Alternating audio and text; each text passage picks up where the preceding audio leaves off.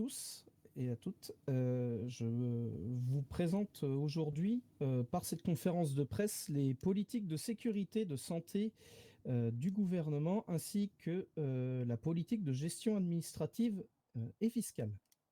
Je vais reprendre certains points de la politique de sécurité et de santé.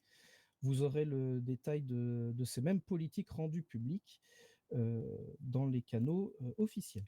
On va commencer par la politique de sécurité. La politique de sécurité, souvent, on entend dire que cela reste la même. Nous avons toujours gardé ce qui marche et nous avons appuyé certains points qui sont des points d'ordre de la politique de sécurité.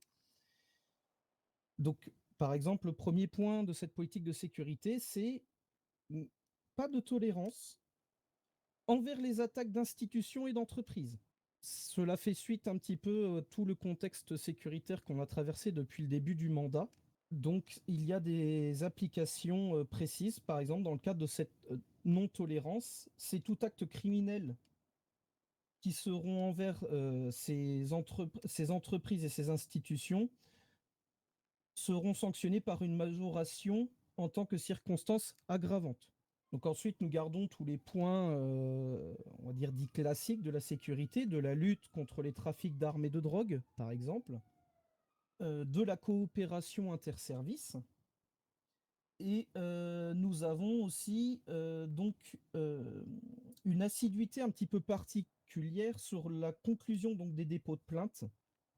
Donc dans la politique de sécurité est stipulé de s'assurer que les plaignants aient une conclusion rendue écrite suite à certaines remontées qui font que ce point est maintenant dans la politique de sécurité où on veut s'assurer que cela soit suivi correctement. Nous appuyons aussi au niveau du gouvernement sur un biais statistique.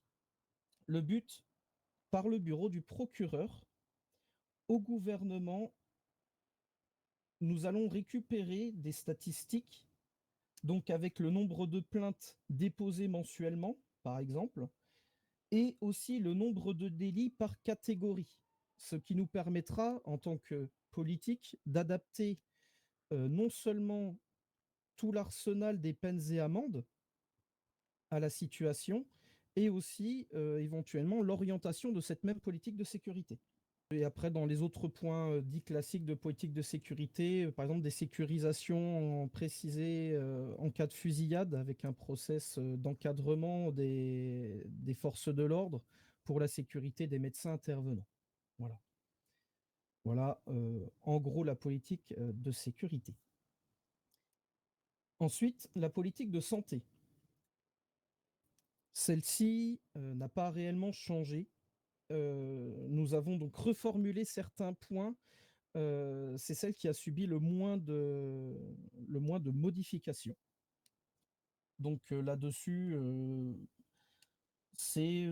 on essaye d'accentuer peut-être un petit peu plus l'information sur la santé publique, donc par le biais soit de la communication, de la prévention. Et puis après, toujours les mêmes choses, donc la continuité des dialogues et des interactions interservices pour la gestion de la santé sur l'île.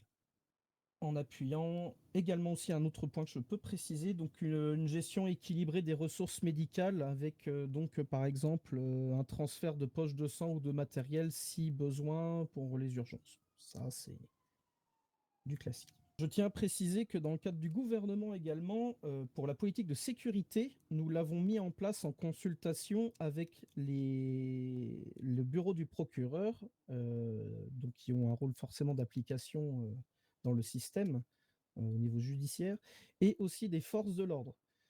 Il en est de même pour la politique de santé.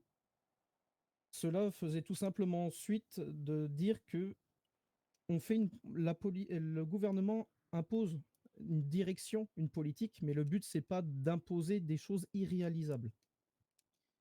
Donc, il y a eu des consultations et des validations pour que ces politiques soient viables.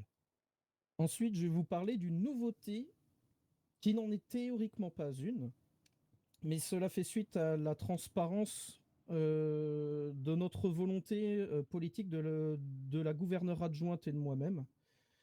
Promesse de campagne. Nous avons une loi fédérale qui nous dit que nous avons dans notre fiche de poste donc la gestion des politiques de sécurité, de santé, mais nous avons aussi la gestion administrative et fiscale. Jusqu'à aujourd'hui, il n'y avait pas de document officiel euh, émis pour faire valoir, par exemple, des directives dans ce cadre-là. Donc c'est pour ça que c'est une troisième politique qui a donc été mise en place pour les évolutions à venir donc sur le sujet des entités morales, des plaintes qui peuvent être déposées. Et donc elle est datée, elle a été transmise donc aux mairies, au gouvernement et au bureau du procureur, et elle date donc elle du 29 juillet. Donc là, celle-là, je vais vous la détailler. Ça sera assez rapide. Il est demandé au gouvernement, mairie de comté et bureau du procureur d'assurer les tâches suivantes. Pour le gouvernement, le suivi des déclarations, paiement, régularisation de l'impôt sur la fortune, donc l'ISF. Le suivi des déclarations, paiement, régularisation des impôts des auto-entreprises et micro-entreprises, avocats également. Le suivi des comptabilités des associations et des partis politiques. La veille de la conformité de toutes les structures déclarées au gouvernement.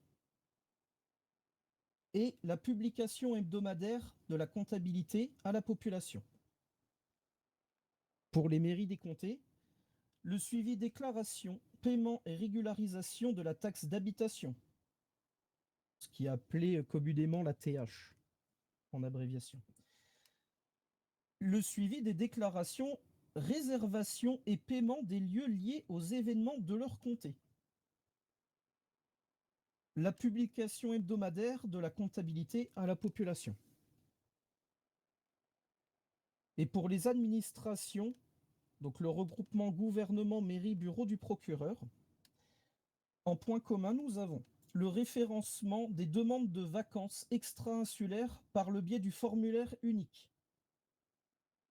Chaque structure a pour responsabilité le suivi de la régularisation des sommes dues par les taxes lui étant associées et avec contrôle éventuel du bureau du procureur.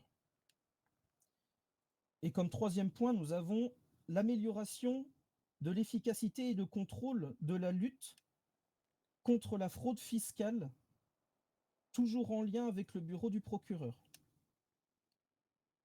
Et donc, dans le cadre de toutes ces tâches citées, les administrations doivent avoir une tenue des informations et des processus, des suivis avec relance, déclaration, etc., via un fichier qui constitue une preuve officielle saisissable en cas de procédure judiciaire.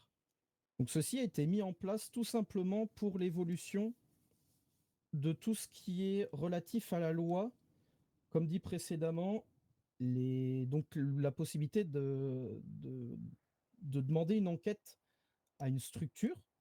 Ça peut être une entreprise, ça peut être le gouvernement, sans cibler une personne particulière, mais dans le biais de leur fonctionnement et donc de leur fonction. Je tiens à préciser une chose. Tout ce qui a été cité, politique de sécurité, de santé et gestion administrative et fiscale, sont tout simplement déjà publics. Nous les communiquerons dessus. Chaque modification fera l'objet d'une conférence de presse et donc aussi d'une republication précisant les changements. Et tout simplement, je tiens à rappeler qu'une politique de sécurité, de santé et la gestion administrative et fiscale ne sont pas des politiques qui sont pour un mandat. Le but, c'est que ça soit ce sont des politiques évolutives. Vous pouvez très bien avoir des modifications dans les semaines à venir en fonction des situations. Merci en tout cas de prendre en compte toutes ces modifications. Et le gouvernement reste toujours bien entendu disponible pour répondre à vos questions.